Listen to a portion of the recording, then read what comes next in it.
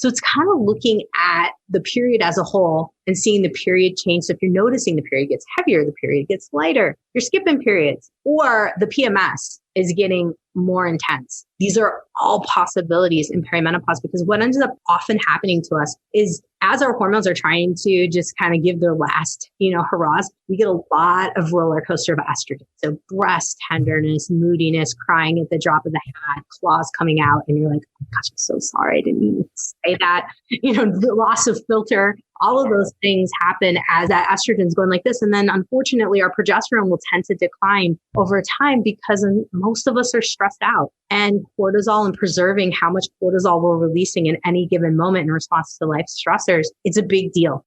Do you want to wake up feeling like you're stepping into who you're meant to be, into the best possible version of you? What if I told you that the key to your best life, health, and happiness are all around you? You just have to find what works for you. I'm Hope Pedraza, and I believe that there isn't just one way to live a healthy and meaningful life, and that all you need is a little inspiration to make changes that last from the inside out. Each week, I'll be sharing tangible tips and inspirational interviews to help you on your journey.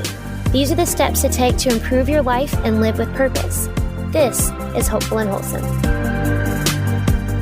Hey y'all, welcome back to the show. So of course today I need to make recordings. I have lost my voice, but luckily in this episode, I do have a voice. But today on this show, I have on Dr. Jannine Krause, and Dr. Krause is a naturopathic doctor, an acupuncturist, and the host of the Health Fix podcast, which you can find my interview with her on if you go check that out anywhere you get your podcast.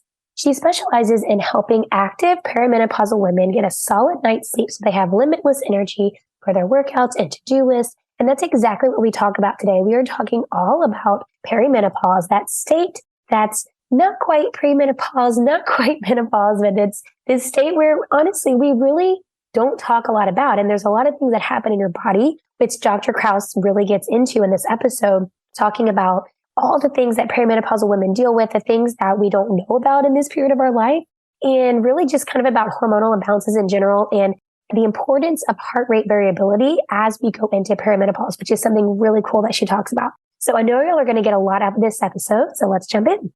Okay, y'all, let's jump in. I'm here with Dr. Jannine Krause, and we are talking really all things perimenopause. And I was just telling her before we started, I really like that I'm having this conversation now, because I know if you listen to one of the last couple episodes, we had our menopause and post-menopause discussion. So I think this basically catches everybody else who's listening who isn't in that crowd. So I'm excited to bring this conversation and kind of explain this stage of life, if you will. So thanks so much for joining today, Dr. Jannine.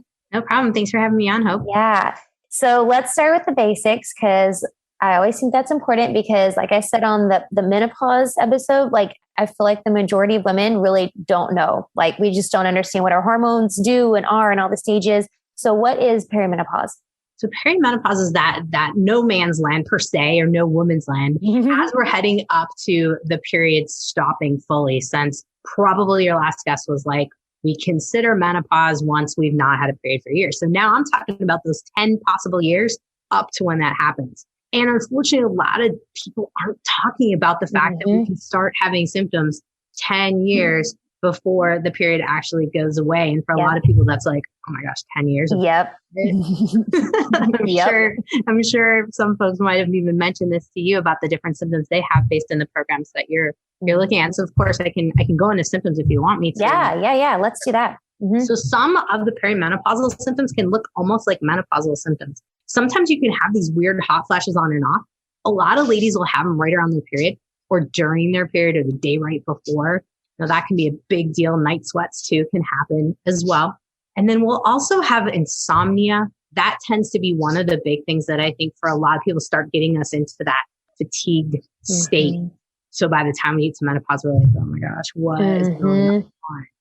And, those kind of things can be signs, but also mood swings. So it's kind of looking at the period as a whole and seeing the period change. So if you're noticing the period gets heavier, the period gets lighter, you're skipping periods, or the PMS is getting more intense. These are all possibilities in perimenopause, because what ends up often happening to us is as our hormones are trying to just kind of give their last, hurrahs, we get a lot of roller coaster of estrogen. So breast tenderness, moodiness, crying at the drop of the hat, claws coming out. And you're like, oh my gosh, I'm so sorry. I didn't mean to say that. The loss of filter. Yes. All of those things happen as that estrogen is going like this. And then unfortunately, our progesterone will tend to decline over time because most of us are stressed out.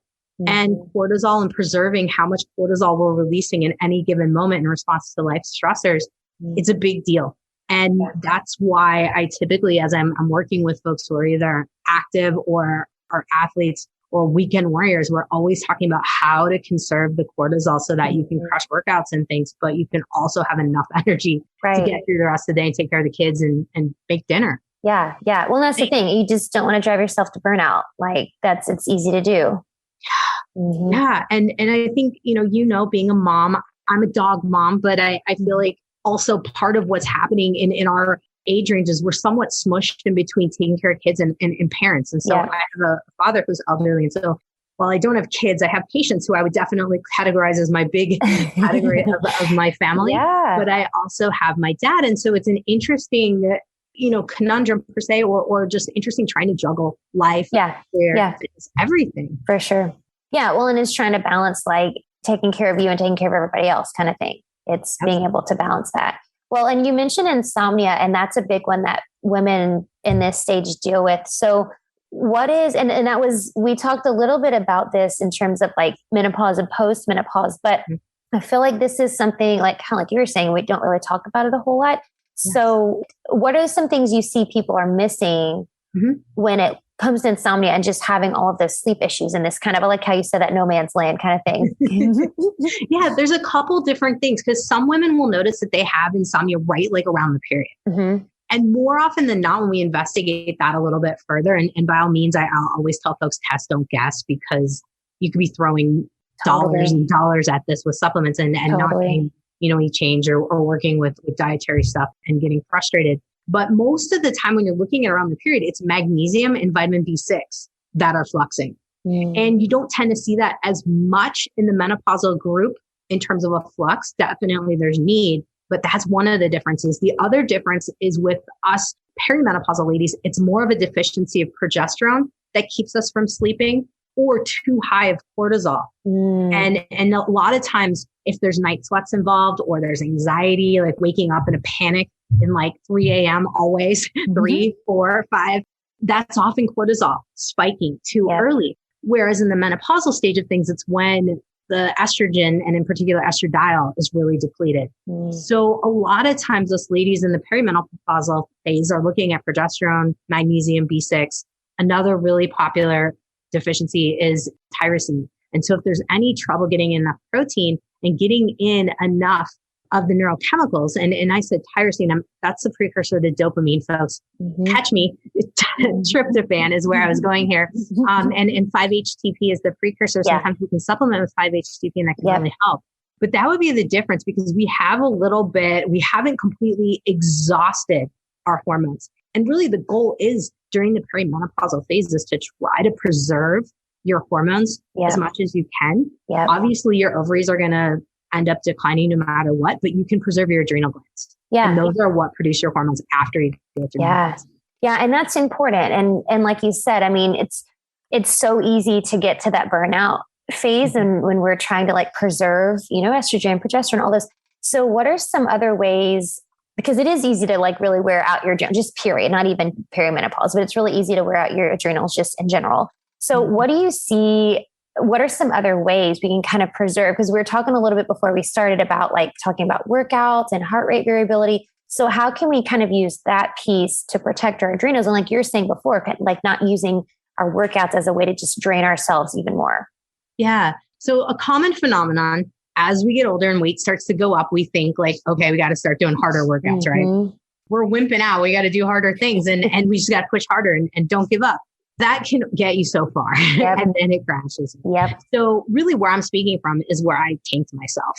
I was in the peak of doing CrossFit and thinking I was all cool and, started to realize I couldn't keep up anymore and was super tired and was gaining weight. And I was like, I'm burning, I swear, like 1,000 calories a day. Why am I putting weight on? Like, what's up? Oh, I must have to do 2 days.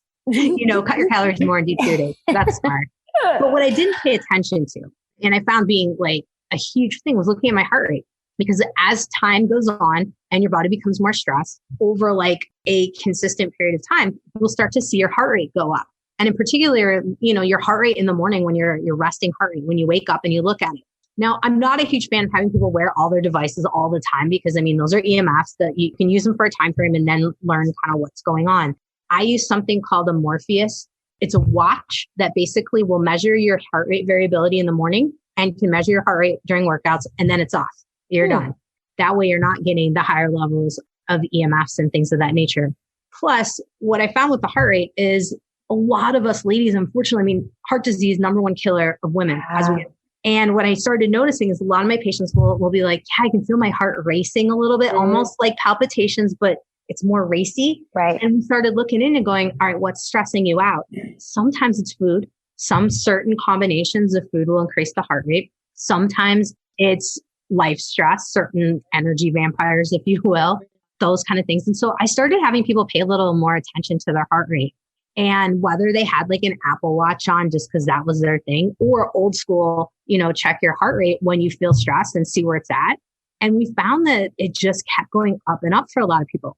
Then I had some folks look at their heart rate during workouts and after workouts. And what we found is a lot of people, including myself, we get done with the workout and then we're like, deuce, bye, I'm out, going to go to life. And there's no shutdown of the cortisol. So the body thinks you're still going. So that's when I started to realize, you know what? Heart rate's a big deal as you head into perimenopause and beyond, and paying attention. You don't have to be neurotic, just get the sense of your body. And after workouts, laying down, put your legs up 5 minutes and just tell the body, like, we're done. Slow down. And workout's done. Don't need to push the cortisol. I've even had people do it as their nighttime routine to just try to see if that helps with sleep too. Yeah. It's been something really useful. Have you done anything like that with shutting off cortisol or working on breathing or things like that? Yeah. The breath work for me, but I like, because I don't know if you're big into yoga, but there's like the legs up the wall pose. And that's exactly what you're talking about. I know we've used that before, where it's kind of, just kind of that like soothing kind of pose and kind of calms things down. So it makes total sense to use that as a way to like a shut off valve. Like, okay, this is your cue to like shut things down and calm things down. So I love that. Yeah. I wish a lot of us don't work in positions where we could just stop, put our legs up the wall and be done. Right. But if you do work in a situation where you can close your door in your office. Totally. Yeah, for sure. I think it's huge to really pay attention a little bit more to what the body's doing, what the heart rate is doing. Yeah. Now, it is popular these days with different devices like the Whoop and the Aura Ring and looking at readiness scores. But what I find with these readiness scores is that a lot of them are inaccurate, and people are taking that readiness score as like gold as to what they should do based on their day. Right. And even, I don't know if you found some of your clients telling you like, man, I don't think these things are accurate. Have you heard that? Oh yeah, 100%. Yeah. Yeah. What I've been learning and just kind of gleaning over time through a couple of different folks who are super into research in HRV is that these devices like the Apple Watches and the different like the Oura Ring, things that are like continuous monitors, they're like taking little snippets of HRV throughout the day. And HRV should really be like measured while you're resting in the morning before you do anything. And so a lot of us are getting these snippets of what the day looks like. And HRV really, for those of you guys who are not up on HRV, it's heart rate variability. And it's really telling us how much time we're spending in parasympathetic mode. So this is your chill mode. And the other side of the mode is sympathetic, which is our fight or flight mode. Right. So if we find that we do have lower readiness scores or lower HRV scores, independent of what device you have, you're going to know like, ooh, I am definitely in need of some chill. Yeah. But some of the devices like the Morpheus that I talked about earlier, those measure in the morning so that you get a really good sense of, okay, what's going on as a trend versus in the moment. In the moment. Yeah. If it's constantly going up, you're good to go. But if it's like going down and then staying down, now there's something you're doing within your habits that right. So really all of this geeky talk is me helping folks to get into their bodies and see how much parasympathetic and chill mode they're in. Yeah. That's what's going to prevent you from having crazy symptoms as you start to head into menopause. Right. And I think the other problem is, I know, because I'm the same as you, I went through that whole phase where it's like, oh, okay, well, I'm not like getting the results I want. Let's just work out for 5 hours instead of 2, it's like so dumb. But I think the other part is we're so So I feel like when like the wearable stuff first started coming out, it's like, oh, how high can you get our heart rate? Like how long can you stay in that? So it's like all about how high you can get your heart rate and how long you can stay there. Cause there's places like, some fitness places that you have, they track your heart rate and you try to stay in this particular zone for a certain amount of time. But I feel like we're so ingrained in that part where it's not even like a conversation of how long can we keep our heart rate low. You know what I mean? Like, it's like the opposite. It's true. It's true. It definitely, I definitely was one of those people where I would look to see how fast I could get. Oh yeah, because I'm like, oh, look at this. This is so cool. It's so crazy. I can redline. It's amazing. I could have a heart attack at any moment. Awesome. I know. Look, I stayed in it for 5 minutes. Oh my gosh. It's so true. It's so true. And really, one of the big things that, a lot of people think about, like, how long should you stay in these red line zones and things of that nature? It's more about how can you get yourself up and then get your heart rate right back down. Yeah. And I think we're not talking about this. I agree. Enough. I agree. And this is where I think working out with it translates to life. And I like to have that parallel between the two, because I think a lot of people, when they get stressed, the heart rate goes up and then it stays. And this is where we can use fitness to train us to be able to get the heart rate back down. Well, and that's why I love, I do a lot of like breath work and nervous system regulation stuff with my clients. And that's really the whole point. It's like, you're going to get dysregulated, like we're human. So it's going to happen, but it's how quick can you get yourself back down out of that fight or flight state? It's just like being able to regulate yourself again. So when you're talking with women who are in perimenopause, so I guess what is like the big reason we're doing this? Like we're looking at perimenopause, like how does your heart rate change as you kind of go into that stage of life? And what are things are there like specific like numbers we should be looking for or aiming for, like kind of more logistics with that? Yeah, no, it's a perfect question. Any heart rate that is baseline under 70 is considered a good cardiovascular tone, meaning that you're setting yourself up for having a great ability to overcome stress, but also you're going to keep your heart rate and your blood pressure down over time if you can control that heart rate. And of course, with women being one of the things that I see as we head through perimenopause into menopause is those blood pressures start to really go up. So that's one thing. And we're working on the elasticity of the arteries by being able to keep that heart rate down, because the more that the heart's pumping, guys, this is really a possibility of hardening the arteries faster. Right. So 70 and below is considered excellent. Okay. If we get something into the 70 to 80 range, that's good too. But once we start getting over 80, 90, and even into the hundreds, which not as many people end up in the hundreds range unless they're quite adrenally fatigued. And we can talk about different variances here too, because sometimes we'll see something completely off the charts where someone who has hypothyroidism will have a heart rate of 39. Will have a heart rate of 40, and that's their baseline. Yeah. And so now what we're seeing is we have to watch more of how can they get the heart rate up and back down within a decent, range there. So there are some caveats. So if any of you are listening going, well, I have this type of heart rate. Yes, it could be hypothyroid type of situation. But if the heart rate is over 80 on a regular basis, and you are, let's say, anywhere between 35, 45, so somewhere in that range, it's not good. You want to get it down, and these are the ages, like between 30 and 40, 35 to 45. Those are kind of the different ranges, if you will, of where perimenopause kind of really does kind of set in. Have I seen it sooner? Yeah. Late 20s even. Wow. That's crazy. Yeah. Yeah. Holy cow. And it seems to be correlated with life trauma, things of that nature, also correlated with Epstein-Barr virus, chronic viruses, mold, Lyme, those kind of things too. So, does it happen? Absolutely. Is it an outlier? Yes. Most of us, we are probably somewhere in that perimenopausal range, somewhere around 35. Yeah. Yeah. To start paying attention at that time. Well, speaking of like just imbalances in general, because that's crazy. I haven't heard of anyone starting that soon. And I don't doubt it for a second. You've got, little girls starting their periods at like 8 years old, which is insane. So, I don't doubt that at all. So what are your thoughts as a naturopath? And what are your thoughts on why there are so many women who do struggle with the imbalances and kind of these crazy hormonal things that are happening? Definitely stress is number one. We live in a crazy society as it is. But then on top of it, we're not taught how to manage any of it. Absolutely. Oh my gosh. Yes. This should be preschool. Yes. Where we're learning breathing, yoga, which I know there's some schools that are doing it. So my son does it at his school. It's so awesome. It's so great. It's huge. It's huge. And so unfortunately, that's kind of some of where it's coming from. Yeah. And we're not able to deal with some of the past traumas we have, whether they're big traumas or little traumas. I mean, I work with things in my own world of things my parents said to me and I hung up on it, so those are my traumas, and other people might have really significant traumas, but they do affect how much, stress happens and like what someone says to you in a day and how you interpret that. So there's that side of things. Now we also have environmental things that are really a factor.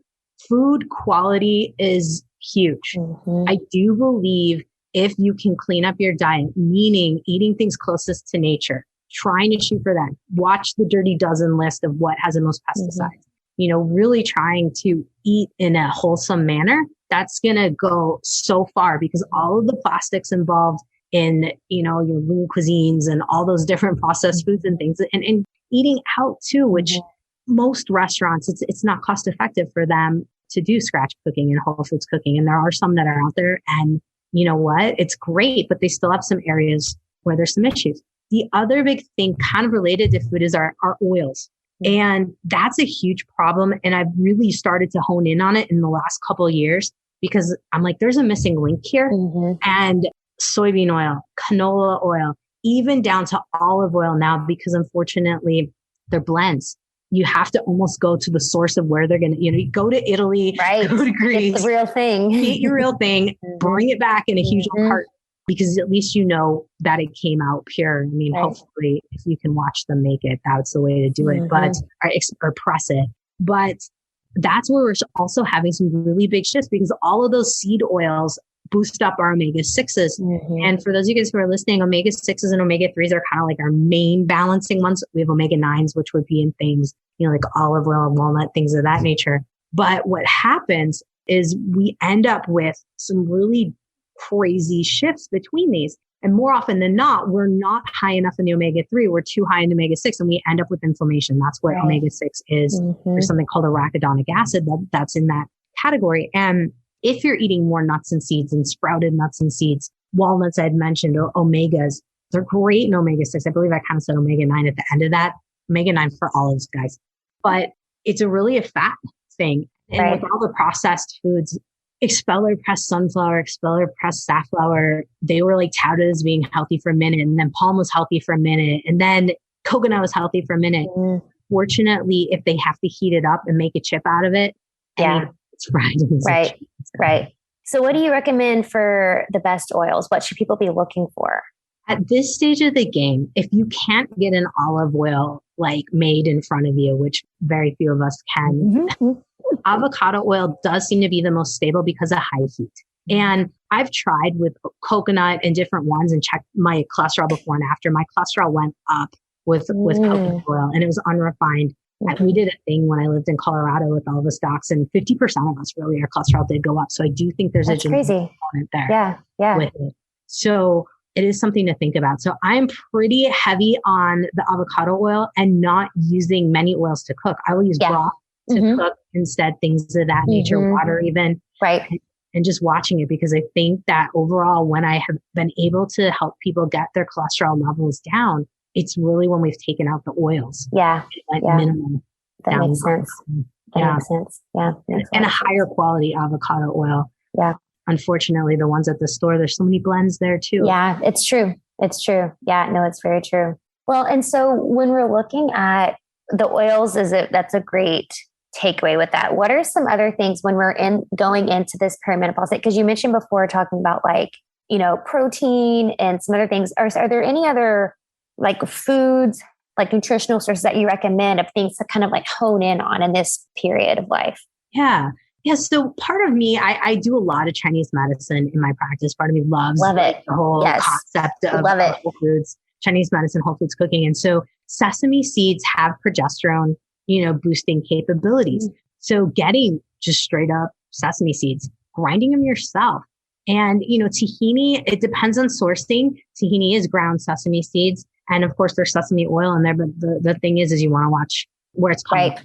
So a lot of times folks I will just use a coffee grinder and grind up my own seeds and make my own tahini, throw it into my own hummus, things of that nature. Yeah. Sunflower seeds are also a progesterone booster.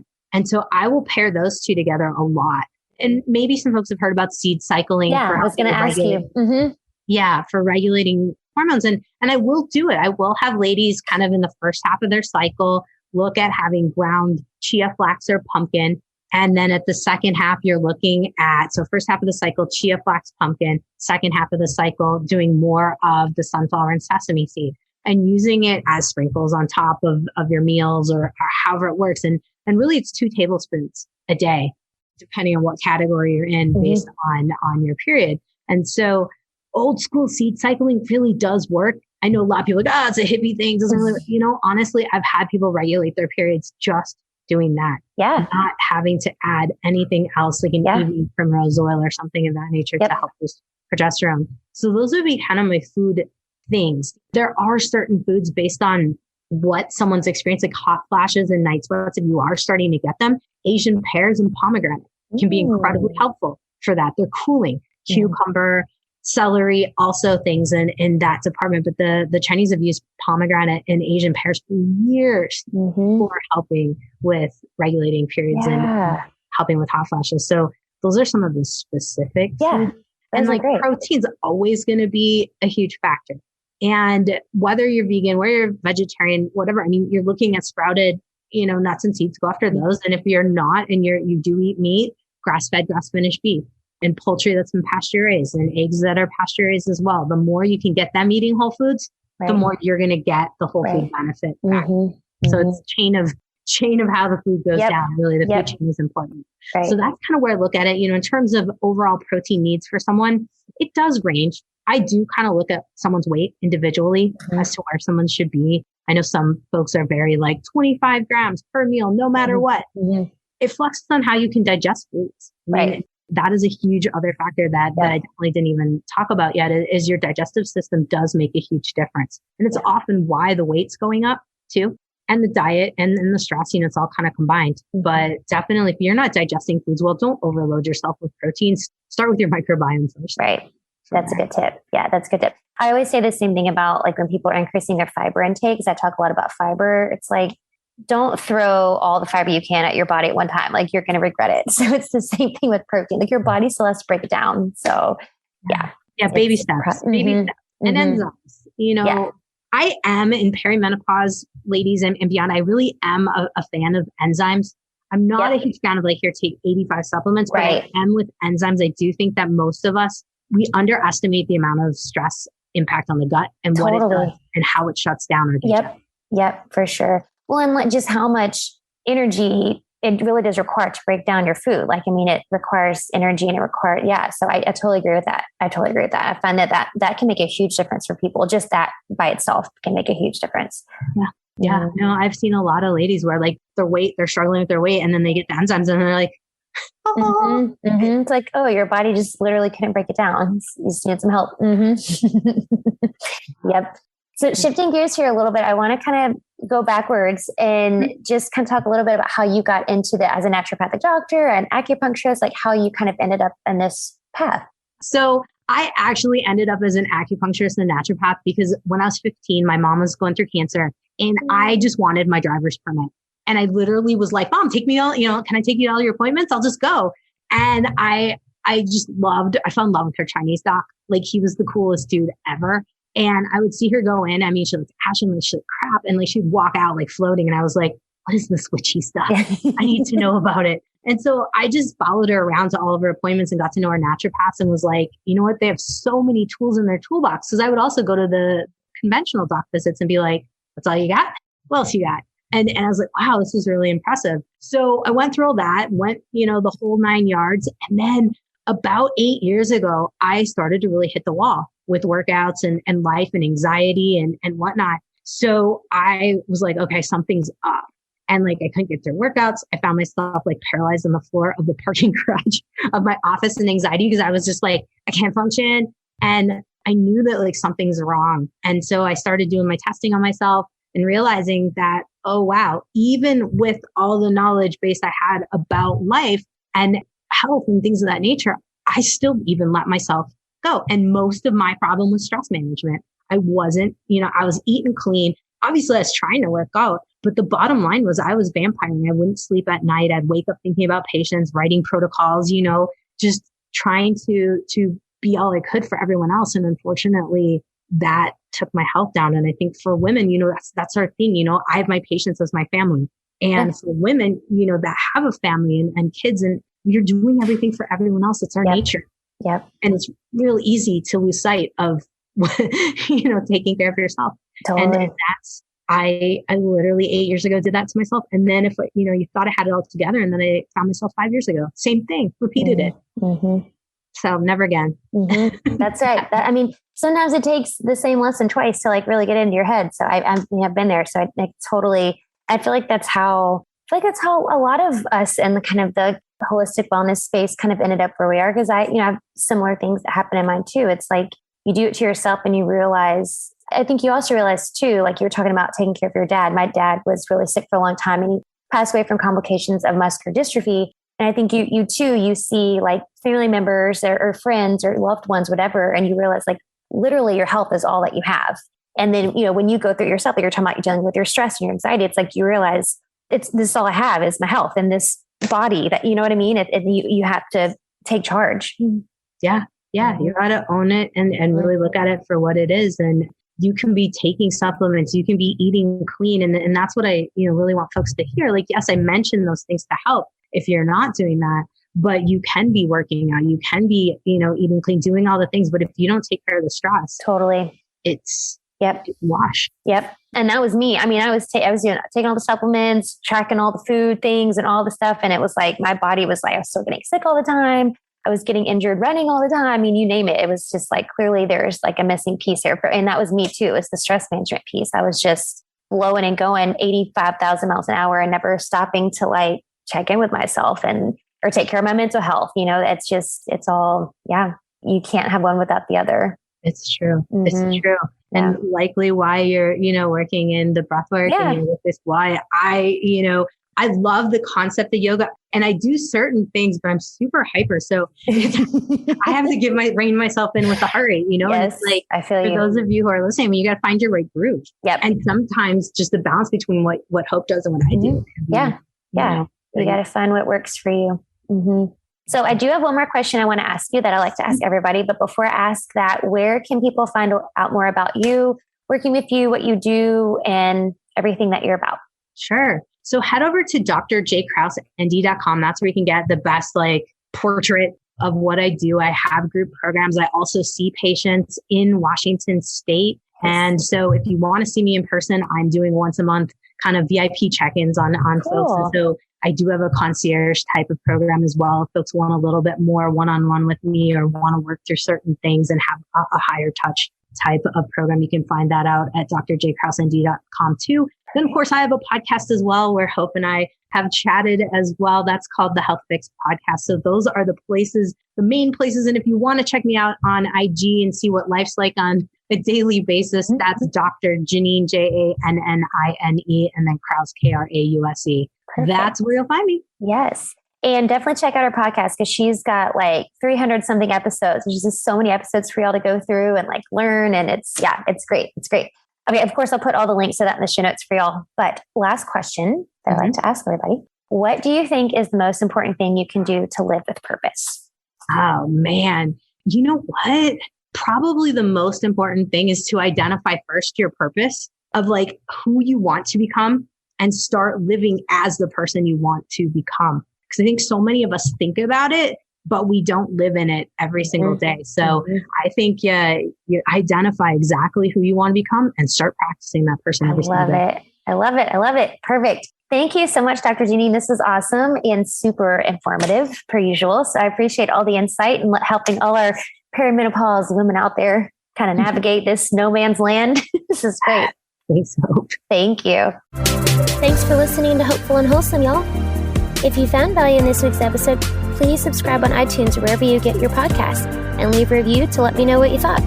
I love to know what you find useful in these episodes so I know how I can provide the most value I can to my listeners.